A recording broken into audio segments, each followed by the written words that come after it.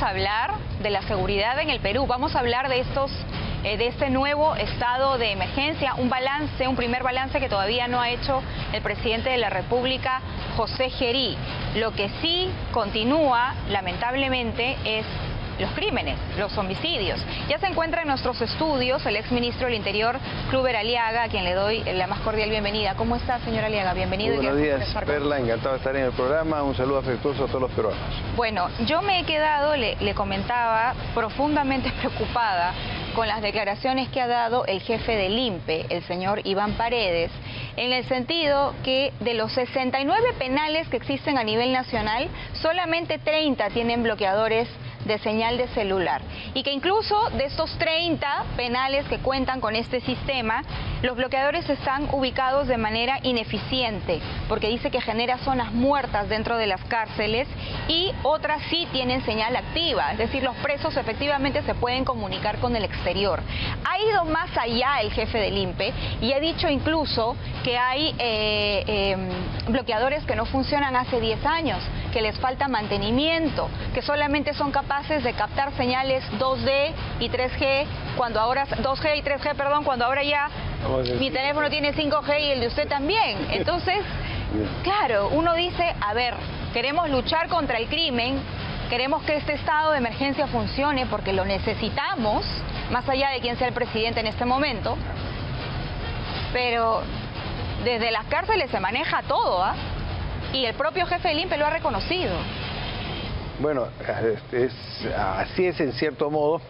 En realidad las políticas públicas de control social dentro de las que participa el INPE no se han venido manejando bien. Si la policía está descuidada, imagínate, el INPE está peor. Hay un tema de corrupción dentro de los penales. Algunos bloqueadores que funcionaban eran apagados adrede por ciertas horas, eso también se sabe. Y también lo ha dicho Iván Paredes. Entonces, habían algunos funcionarios que permitían poner antenas especiales para cierto grupo de delincuentes. Yo creo que se tiene que optimizar el tema de la gestión de los penales. Permítame insistir, uno de los penales que no cuenta en este momento con bloqueador de señal de celular, y el jefe del INPE ha explicado que hay también ingreso de señal satelital, es Chayapalca. Chayapalca. Sí. Se supone que es el penal de máxima seguridad. Gobierno tras gobierno han salido en la foto diciendo vamos a trasladar a los más peligrosos a Chayapalca. Desde Chayapalca se están comunicando. Así es, Perla. Yo creo que tenemos que ajustar las leyes un poquito. Por ejemplo, cuando se tiene que dar otra interpretación, hay que adecuar la interpretación, por ejemplo, de los derechos humanos a los tiempos modernos. Los derechos humanos se hicieron para proteger a toda la sociedad, para que toda la comunidad humana que actúa de manera positiva con sus semejantes pueda beneficiarse y disfrutarlo plenamente. Sin embargo, en la práctica, muchos de estos derechos, como el secreto de las comunicaciones, termina favoreciendo a las organizaciones criminales. Las personas decentes no tienen ningún problema que les intercepte porque no están en nada malo, pero los que sí utilizan la protección del secreto de las comunicaciones son los delincuentes, los extorsionadores, los secuestradores. Yo creo que tratándose ya de personas que están privadas de libertad por delitos graves, violentos, que han utilizado armas de fuego, que están asociados con otros delincuentes para cometer delitos graves como extorsiones, secuestros, deben sufrir la limitación de su derecho al secreto de las comunicaciones, y el Estado, a través de los órganos de inteligencia, poder registrar todas las comunicaciones que ellos tengan en los penales. No solamente bloquearlos, sino aparatos de escucha, para que los órganos de inteligencia sepan con quiénes se comunican los internos, quiénes son sus contactos y qué acuerdos o qué planes están por desarrollar. ¿Para qué? Para que la policía pueda intervenirlos con las pruebas, porque sin pruebas el peor asesino no termina en la cárcel. De acuerdo. Yo creo que ahí el Congreso podría hacer su trabajo, porque ningún derecho esencialmente es universal en el sentido de que siempre hay límites, ¿no? Ahora, ningún derecho es ilimitado. Partiendo siempre del principio, hay límites de restricción. Sí, partiendo del principio que un reo no debería tener un celular, que debería estar completamente incapacitado de comunicarse con el exterior.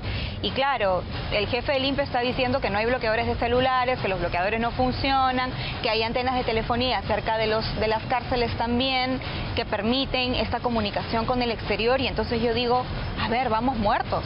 O sea, claro, ¿realmente vamos muertos en la lucha contra el crimen organizado? Yo creo que sería mucho más efectivo que los órganos de inteligencia puedan escuchar y puedan saber qué se comunican, cuál es la comunicación que tienen los presos con los delincuentes que están afuera. ¿Cuál es su balance de estos primeros días de este nuevo estado de emergencia? Y quiero remitirme a las cifras, porque José Gerí lleva en el gobierno aproximadamente 2 semanas, poco más de 2 semanas, y sin embargo los homicidios no se han detenido, los homicidios, los asesinatos sumamente violentos. Acabamos de ver lo que ha sucedido con este transportista en el Callao, y estamos hablando de 75 homicidios en estas 2 semanas, o las 2 primeras semanas de octubre, que alcanza también a José Gerí. ¿Cree que la estrategia planteada es la adecuada? Para nada, o sea, se han hecho anuncios un poco para la Cámara, para los titulares, pero en realidad el estado de emergencia no es solución al problema del delito que se está combatiendo, que es extorsión y cobro de cupos. Hay que entender un poquito la lógica, cómo se practican estas extorsiones, estos cobros de cupos. Los delincuentes primero te amedrentan, te amenazan, te someten. Hemos visto, por ejemplo, se van a las empresas de transporte, les piden cupos, no pagan, matan a algunos choferes, a algunos cobradores. ¿Para qué? Para sembrar el terror en el resto y que ellos se sometan. De tal manera que una vez que están sometidos, estas empresas van a pagar, no van a denunciar, porque el apoyo, la seguridad del Estado no es permanente. La policía te va a mandar un patrullero por horas, determinados días, y después te quita el servicio. En cambio, los delincuentes sí están vigilando permanentemente porque ahí obtienen sus recursos. De tal manera que si tú pones simplemente lo que estamos haciendo, control de identidad, pones presencia policial y militar, ellos no afectan a las organizaciones que queremos combatir. Que ¿qué es lo que sí les afectaría? En principio, necesitamos que el Estado pueda actuar de oficio, sin necesidad de denuncia, frente a la existencia de una organización criminal que se dedica a cobrar cupos, extorsionar a empresas de transporte o comerciantes en general. La acción del Estado sea de oficio para poder interceptar las comunicaciones, hacer el seguimiento de sus cuentas, de todas sus transferencias, y poder registrar ese cobro ilegal, ilícito, a cambio de nada, a cambio de una supuesta seguridad de no atentar contra la vida de los trabajadores, y poder procesarlos y condenarlos. ¿Por qué? Porque la mayor parte de las personas que son víctimas de estos delitos no denuncian. Hay una tremenda desconfianza en las autoridades en el país. O sea, los peruanos se están dejando de creer en todos, y por lo tanto no se produce esta denuncia. Y eso favorece a que delincuentes que se dedicaban a otras cosas estén incursionando a este tipo de modalidad delictiva. Ahora, pero este estado de emergencia sí facilita, permítame, los allanamientos, ¿no? Porque ya no se necesita la autorización del juez para entrar a una casa donde la policía tiene sospechas de que se pueden estar escondiendo o que están cometiendo algún tipo de delito. Claro. Entonces esto lo hace más fácil, y sí que estamos viendo a la policía actuar de una manera mucho más ágil de pronto.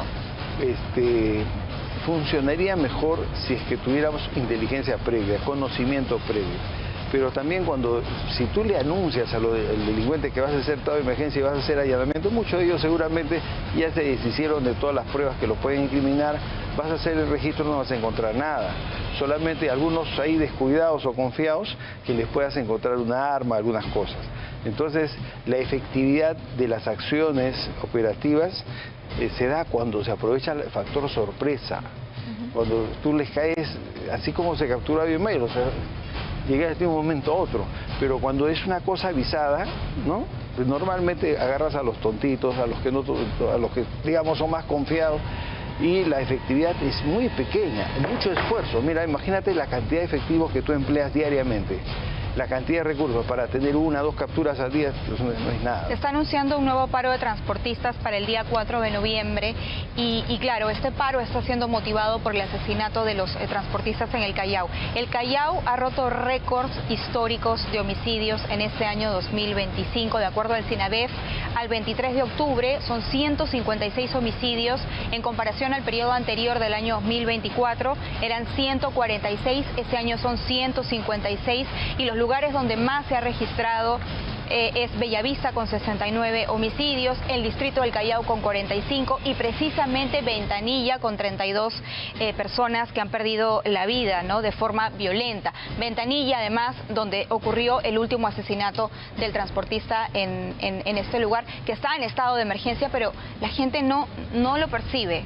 Parece que no lo percibe, porque hemos escuchado también a la señora decir, por favor, o sea, nos están matando. Entonces, es bien complicado. Perla, esto, ¿no? es que yo conozco el Callao y hice un trabajo de inteligencia antes de tomar acciones operativas. Personalmente, de civil, de paisano, me iba a rondar y a patrullar por las zonas rojas. He visto delante de personal policial que está uniformado, que no me conocían lógicamente, entregar cupos a los mototaxistas, a los pandilleros jefe de barrio. Por eso te digo, la sola presencia no elimina el tema de cobro de cupo de extorsión. Se necesita trabajo de investigación criminal, de inteligencia. Se necesita un trabajo mucho más estructurado que permita encontrar pruebas, porque sin pruebas el peor asesino no termina en la cárcel. Algunos dicen que este planteamiento del presidente es puro show. Show para la Cámara. Es un paliativo, digamos, para darle a la población mayor presencia, un alivio psicológico, pero el combate real se da en otro escenario. El combate real contra este tipo de modalidad delictiva, estamos hablando de cobro de cupo, extorsiones y sicariato, que ya estamos hablando de bandas mucho más organizadas, donde los jefes de estas organizaciones ya no están portando un arma, están utilizando a terceros como sicarios. Por ejemplo, Perla no paga el cupo, contratan un sicario y por ahí va. Y el que dirige todo ya no está con ninguna prueba en su contra. Tienes que encontrar, hemos visto organizaciones criminales que ponen negocio de fachada. Entonces se requiere un trabajo de investigación y de inteligencia muy serio, muy profesional, que cubra diversos aspectos y no solamente el tema de llevar la presencia policial y militar y hacer rondas o patrullajes, hacer control de identidad. Eso no va a frenar el tema, porque los delincuentes utilizan hoy día celulares y son varios integrantes de tal manera que te monitorean dónde es el operativo, dónde está concentrada la fuerza y tienen el resto del espacio territorial para su dominio. Ayer nada más presentábamos en este noticiero cómo los extorsionadores van al mercado, les dan un ticket a los comerciantes y les dicen, a partir de ahora tienes que pagar 3 soles, como si fuese una acción de pago inherente al negocio del comerciante. O sea, hay una normalización del crimen que de alguna manera tenemos que combatir. Tú te preguntas, en un mercado de barrio, de un distrito, normalmente hay más de 200 o 300 vendedores ambulantes y puestos fijos. Imagínate el negocio para estas organizaciones criminales de extorsionar con 3, 4, 5 soles diarios por cada uno de ellos. No, pero si el monstruo ha caído y decía la policía que tenía por lo menos una fortuna de 20 millones y no más. ¿Y cuántos de esos comerciantes denuncian? Entonces ahí te vas a dar cuenta de cómo es realmente el fenómeno criminal y cuál es la estrategia que debes emplear para combatirla. No es solamente poner más policías que ronden o militares que estén ahí haciendo presencia y actuando disuasivamente. Este tipo de delitos se combate de otra manera. No se está haciendo eso. O sea, lo que está fallando es la estrategia. Sí. Se está haciendo más de lo mismo, de lo que no ha funcionado. Hemos hecho los gestiones anteriores, en los ministros anteriores hemos visto mega operativos siempre. Eso no funciona. Eso más que todo es para fines publicitarios. Ahora, y hay que tener mucho cuidado. El presidente, por ejemplo, fines publicitarios del presidente. Claro, ha hecho una campaña publicitaria muy buena, pero ¿qué pasa cuando esa publicidad no va aparejada de la realidad, de la verdad? Se convierte en publicidad engañosa y por lo tanto el descrédito y el desprestigio es mayor. O sea, si tú prometes algo, tienes que cumplirlo. Allí es donde tu prestigio y tu credibilidad se fortalecen. Pero si tú prometes algo y en público y luego no lo cumples, el desprestigio es terrible. De tal manera que hay que tener mucho cuidado. Pero él entra a las cárceles, los pone a todos como si fuera aquí, él fuese el Bukele peruano, ¿no? Los hace entrar así. Y claro, eso da una sensación claro, de que quizás está haciendo algo, pero luego cuando escuchamos al jefe del INPE decir que los penales no tienen bloqueadores de celulares y que hace 10 años estamos así... Perla, eso es para la foto. Sirve? En la realidad los penales están súper saturados. En la realidad los penales no solamente los controla el INPE, sino que ahí los controlan las propias bandas, que son los que manejan los pabellones, los que tienen los negocios de la comida, de la seguridad a los nuevos presos. Claro. Es decir, eso permite que haya cierto control en los penales, porque los jefes de banda siguen haciendo negocios dentro de los penales. Mire lo que ha dicho el jefe del INPE, ¿no? Chayapalca representa un caso especial por su ubicación, que está a más de 4.600 metros de altura, y que debido a estas condiciones la comunicación se mantiene por enlace satelital, lo que impide anular completamente la señal, aunque se instale un bloqueador, dice el propio jefe del INPE. Dice, la señal satelital sigue ingresando, y eso se sabe desde hace mucho tiempo. Hay una propuesta desde el Congreso de la República, la congresista Patricia Juárez, para que vuelvan los jueces sin rostro, ¿no? Lo que conocimos en los años 90, la manera como se juzgó los casos de terrorismo en este país. Porque claro, también hay otra realidad, y es que son más de 80 fiscales y jueces que vienen siendo amenazados precisamente por estas organizaciones criminales. ¿Estaría usted de acuerdo con esta propuesta? Bueno, yo creo que no es necesario jueces sin rostro, porque después van a ir a organismos internacionales y eso está prohibido, de tal manera que estamos yendo contra las reglas del debido proceso. Lo que sí podemos hacer es acelerar los procesos, que estos sean más rápidos, más efectivos. Hay que restringir las comunicaciones de los delincuentes, yo creo que es legítimo eso, ¿no?